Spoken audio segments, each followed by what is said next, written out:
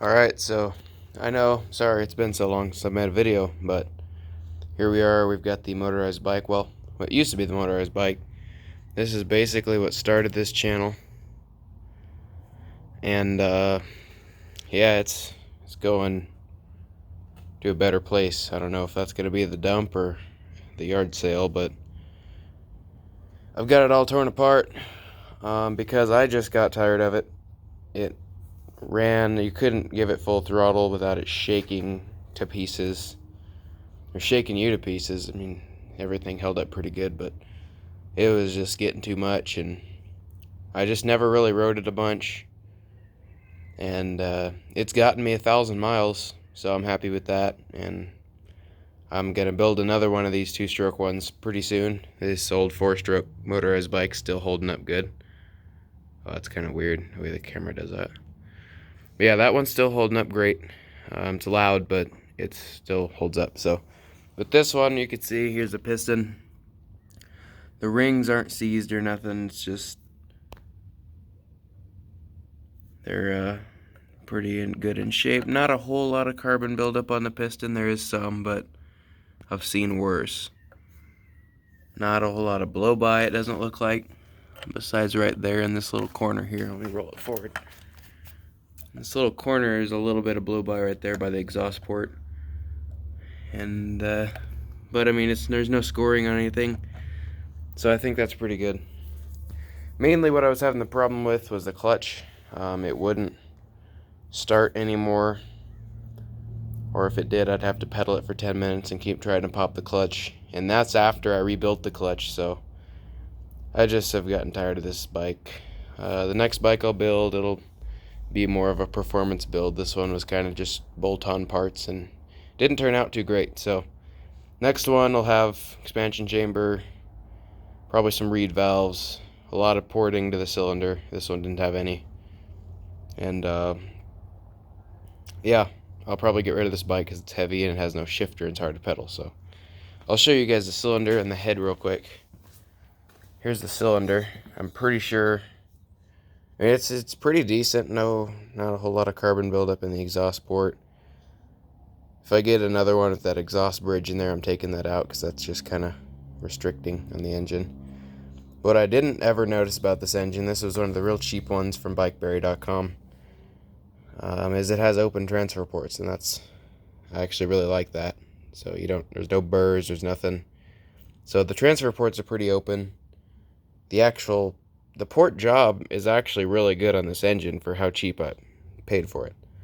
Good chamfering on all the port edges and stuff, but the exhaust port's pretty small, and the intake port is actually really small. But the transfers are open, so I bet if I would have ported this engine, I would have got it a lot faster, had a bit more torque and stuff, but I just didn't really want to mess with it too much. So yeah, no scoring in the cylinder, no glazing. I could still feel a little bit of glazing, but I could still feel the cross hatches with my fingernail. So here's a plug. It was running pretty good. I was running a 3-prong plug in it.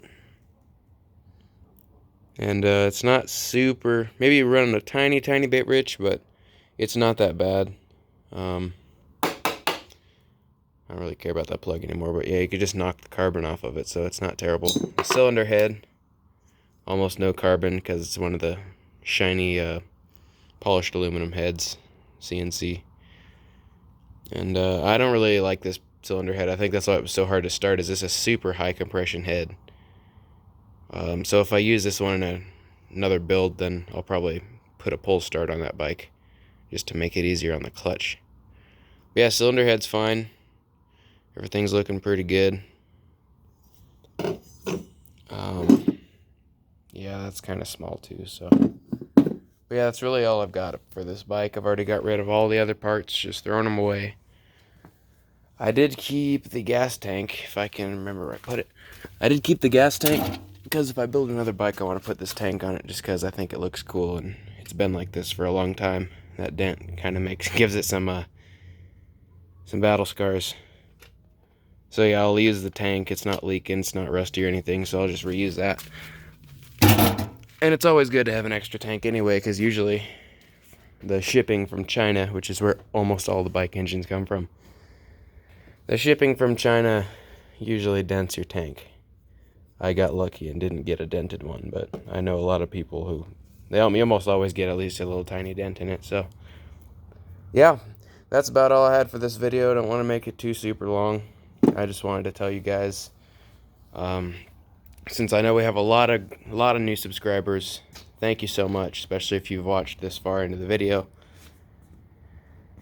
Just thank you for supporting the channel, and sorry I haven't posted many videos in quite a while, so here you go. Just a little shorty telling you about the motorized bike, and I'm almost certain I'm not going to use this bike.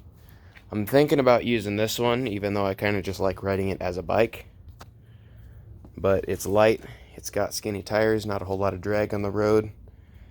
So we'll think about it. But till the next video, you guys stay tuned. I'll try to start making videos more often.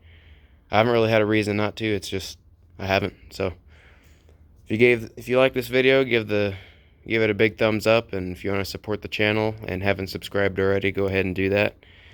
And I'll see you guys in the next video. Have a great day.